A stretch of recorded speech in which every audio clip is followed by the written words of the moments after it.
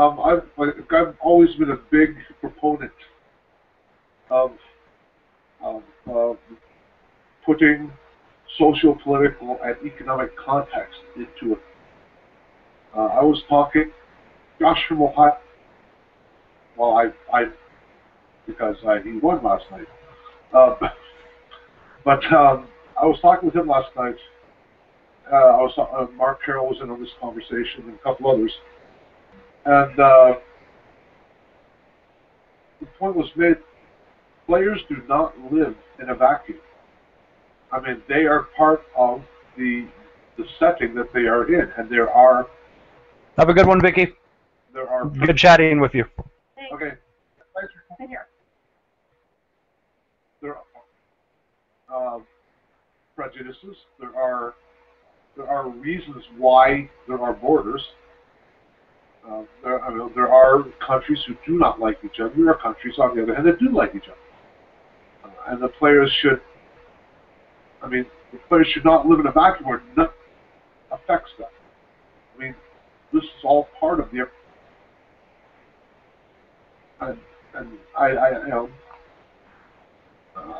believe that a lot of times this is all. Taking fantasy as an example, it's the most popular menu out there. I'm trying to.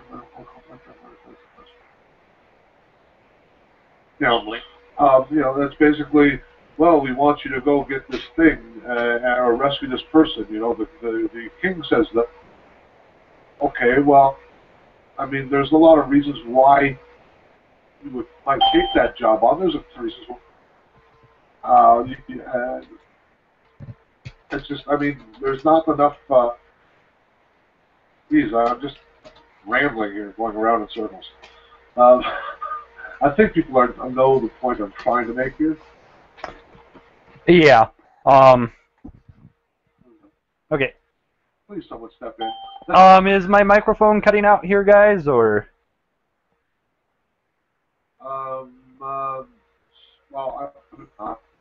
Can you guys hear me? Okay, well, I'm going to take a stab at it here.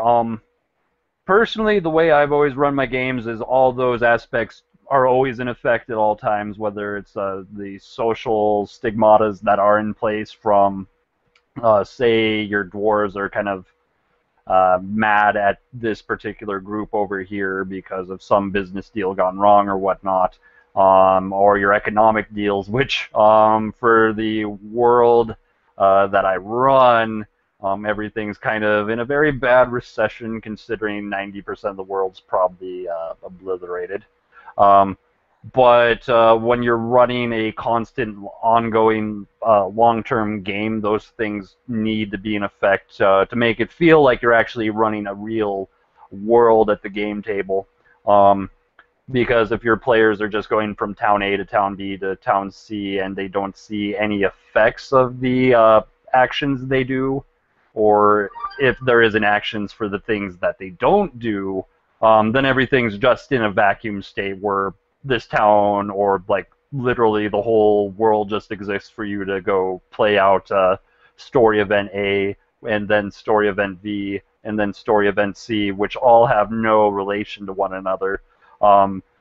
Actions have to have consequences, at least in my opinion, and that's one of the things. The best way you can go about it is the world changes every time your player characters do something in the game world. So, say the characters go slay the red dragon that was out in the hillside that was randomly going about and blowing up various towns in the woodside.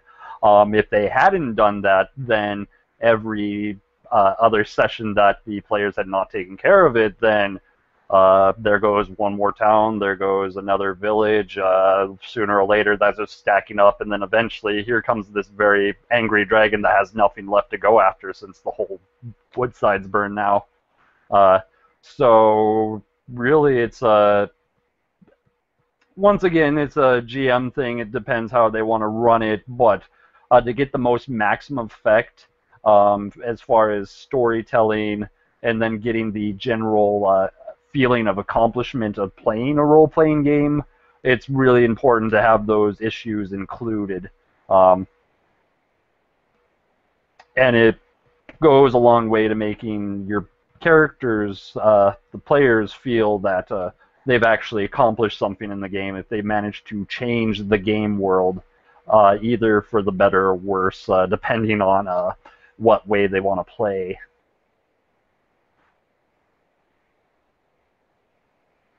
Well, I mean, okay, like I said, I am a part of the split school. And I don't want to each his own, obviously. But I do think there are so many. I do think there's so more plot you can put in play by fleshing that aspect of your setting out. If you don't pay attention to that, if you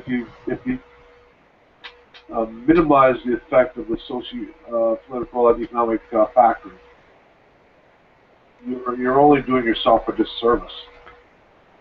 You're creating, like I said, you're creating an environment, and at some point in time, I would imagine that's going to get tiresome.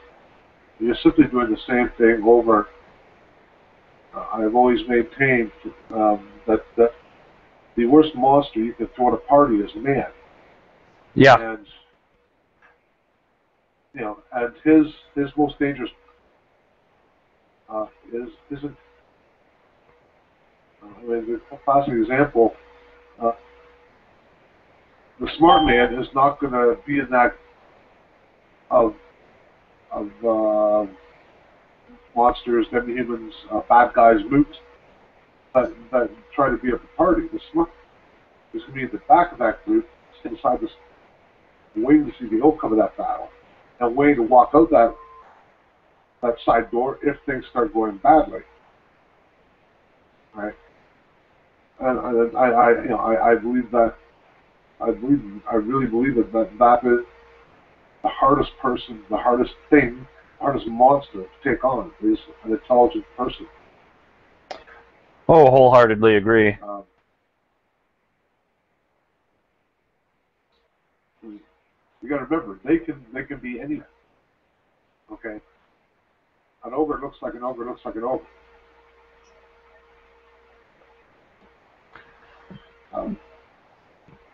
A well-crafted mage, that's another story altogether. Yeah, exactly. And then when we're going into just like the whole political and Jake. But when you get into the whole political and sociological issues in a campaign, especially when you're getting into the political, man is his own worst enemy, especially when you're pitting against like the players in a situation where they're facing something along the lines of a world war by our terms. You can get so much storyline based on just the alliances of nations, the alliances of various towns, even groups of people either aligning themselves to accomplish a greater goal or a common goal even, versus whatever means are out there. So I mean, that doesn't even just apply to just humanoids, but anything with an intelligence you can use along those lines, because I mean, we can even say, dragons are very intelligent creatures, and they can be comparable to your most intelligent wizard out there. But overall, when you're crafting a well-balanced campaign, those are issues you have to take into effect. Now I'm kind of rambling over here, but there's. You're doing good. Yeah. I just have to say hi. And that's something you just have to take into account as a game master. Of course, modules can help you a long way in that, but when you're crafting that, the thing you have to keep into account is how do your player characters influence all the things going on. Say, Your characters have wandered into a situation where there's, 5, 6 different factions either attempting to align each other or fighting against one another. How are the players going to react to this? And once they've made their decisions, how does that affect everything else out there? Is action or faction A upset that the player characters are assisting faction B and are now going to be gunning after the players? Or are they going to decide that the players are such a strong and powerful entity out there that there's no choice but to surrender to faction B now due to the involvement of the player characters? And that can even go towards trade or whatnot, depending on what the player characters do. Say country A has a whole bunch of wheat that country A wants. If the player characters get themselves involved in the diplomatic relationships between those countries, they can either prevent a war over those resources, or they could just be the catalyst for that war starting. So it always comes down to how much of an effect are the player characters going to have on the setting as a whole due to whatever actions they go and accomplish.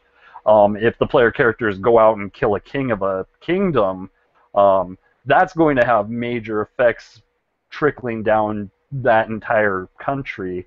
And those are things that the game master has to kind of keep track of in regards to how that's going to affect the regions around and the world trade and economy at large. Because if you tank one thing like that, whole portions of the world are also going to react negatively to those decisions. Yeah. Well, I kind of wanted Patrick into the conversation there, but he has since left us.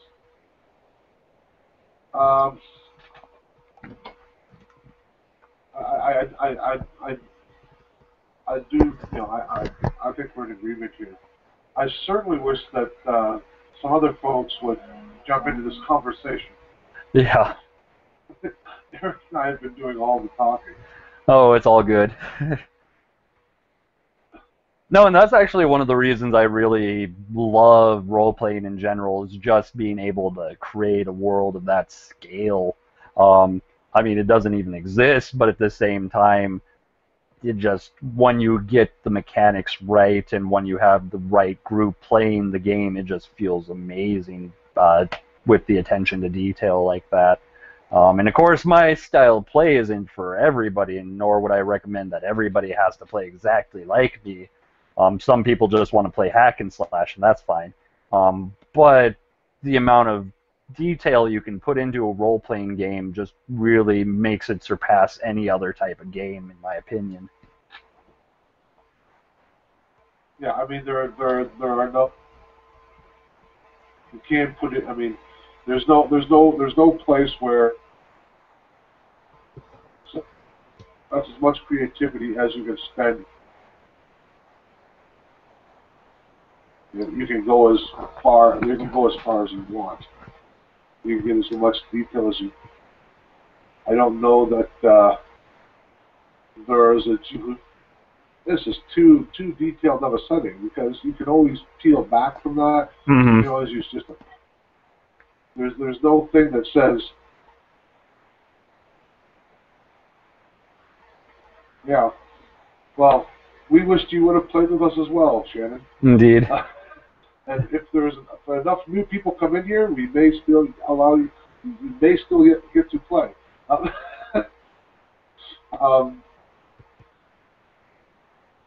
You know, there's no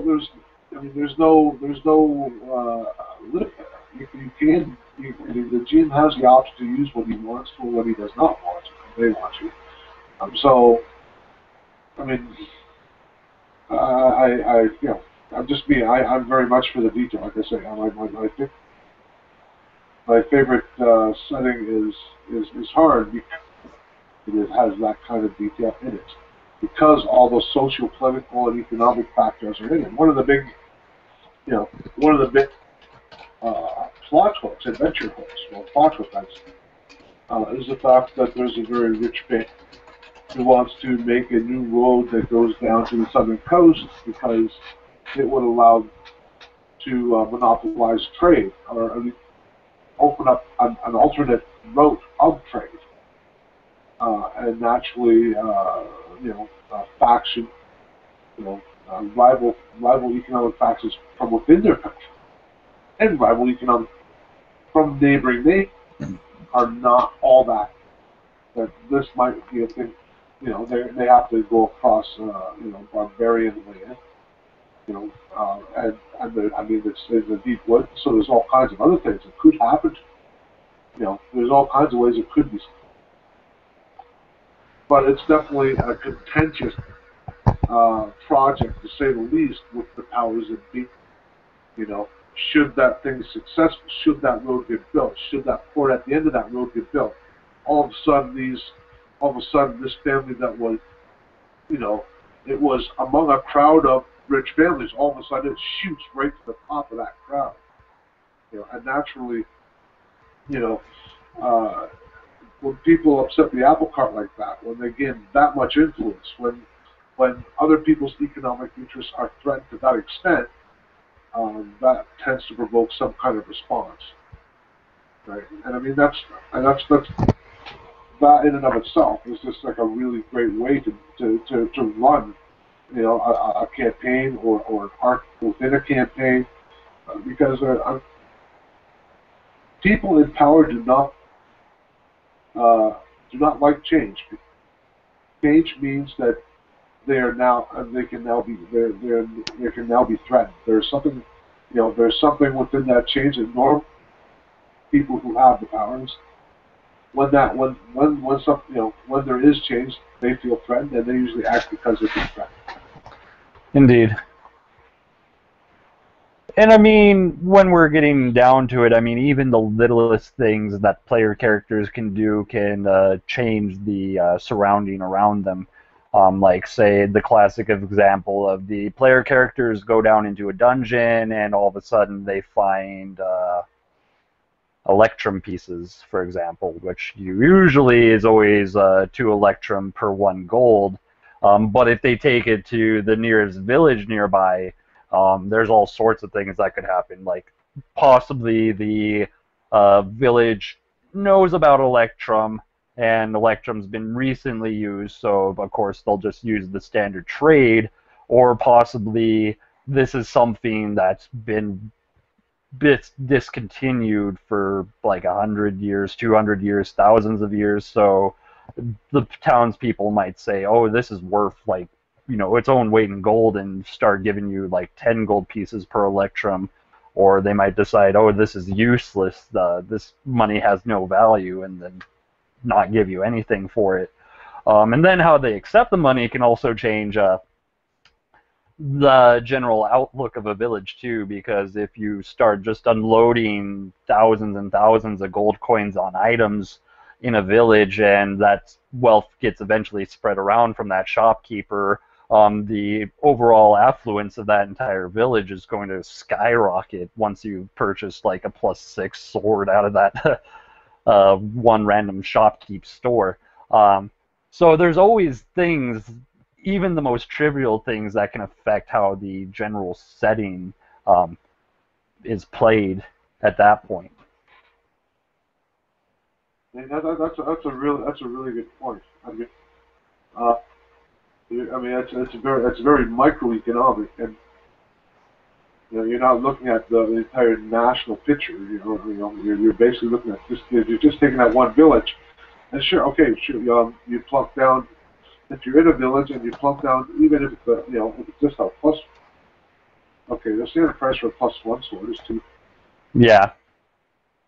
Now, if that's okay, of course we're talking Pathfinder here again. Well, yeah. The same goes though, like the average wage for your average NPC in a role-playing game's anywhere from like a copper to a silver piece per week, if that. So you dropping down 400 to 500 gold pieces in one go, you're affecting something down the line. like think about that. If you are in it and like you have that one guy who has that one magic item that he's just sold for that 2,000 gold, that guy becomes instant target. If he wasn't already for having that sword to begin with, Oh yeah. because people said, well, gee, if we get that sword, well, we can sell it. So I mean, it doesn't really matter. In that particular case, it doesn't the pedigree of the sword, who used the sword, where it came from, and why. It, it's a pile of money. Yeah, the value. And that guy who has that the sword, he may choose to keep it, in which case a lot of people don't steal it. But if he sells, now he's got that money, and now he's a target. Now he has to hire people, stop people from it. Does he move away from the village because he is such a? I mean, there's all ways you can go, and that's just on a microeconomic scale. Indeed, because one of the things always influencing NPCs as much as it does the player characters is power itself. NPCs, for the most part, are always looking to, not in all cases, but they're also looking for ways to better their own lives. And if it means hunting down a regular player character to steal a +1 sword and then sell it, it's quite possible that that might be turned into an immediate plot hook or adventure hook. Or say you got like a player character that's decked out, and say for Pathfinder or 3rd edition D&D, they got like, plate mail +3, they got +3 greatsword, all the bells and whistles and whatnot. That guy is a huge target for anybody that's looking at that. Of course, I mean, there's an intimidation factor as well, but you're going to see a good possibility that the GM might try to swing it around and send in some type of stealthy, sneaky, ambush-type character to attempt and get his money worth out of that player character. So that's an excellent point that was just brought up. In the case of plate mail, it does not even have to be magical. Yeah, plate mail itself is. Historically, plate mail was worn by the nobility. If there's that guy who has, okay, and he doesn't have that traditional retinue, guardsmen and I just can't even name the squire and that. There's a guy who plays mail. He doesn't have that the protection of numbers. Even if it's just we can get that. We can sell that. That guy's not as tough as Ted Duke's son down the road, because Ted Duke's son always, whenever he rides into town, he's got 2 big tough guys with him. Right? So I mean, as a low level adventure, as a low plot, I mean, yeah. Yeah. I mean, like you said, people, their average wage is 1 copper or one silver. You find someone to play mill, you're able to get that plate, that's like a windfall for you. Oh yeah, considering like earlier systems, plate mail was priced around the 800 gold piece mark. So, I mean, when you look at a suit of plate mail, that's a very pricey item, even if it's mundane. I mean, even something like chainmail can fetch a nice price for it too. I mean, even when you look at the half prices, chainmail usually around 60, 70. That's at least 30 to 35 gold pieces right there. Or the plate mail's even at half prices, 400 gold pieces. Like, that's a pretty considerable profit for the average NPC.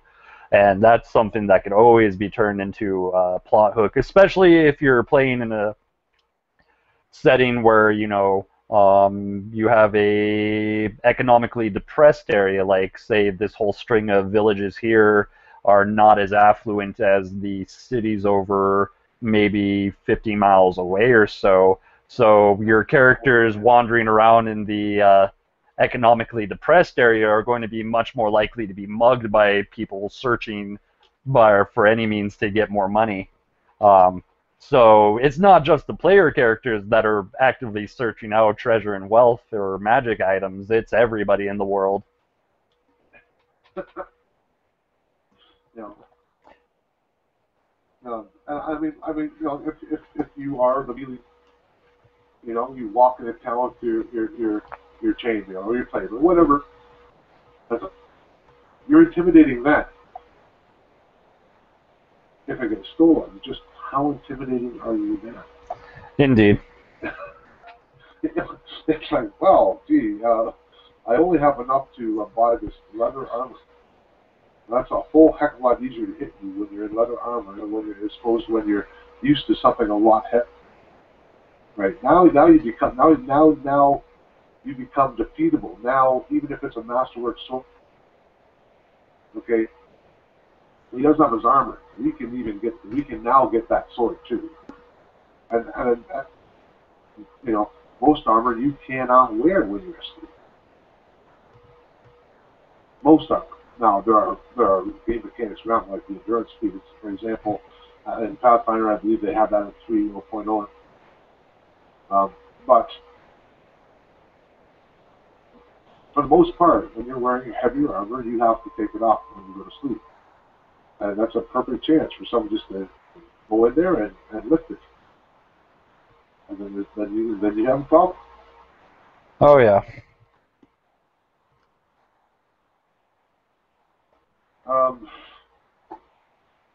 Is anyone listening? Let's see. Oh, there we go. Yay, Shannon. Yeah, thank you, Shannon. Thank you so much. You're a hero. We have an audience of one. Is there anything you have gleaned out of this, like this last hour, that you think, hey, these guys aren't full of? Yeah. Is there anything in there? Uh-oh. Oh, I like hearing that. I like that.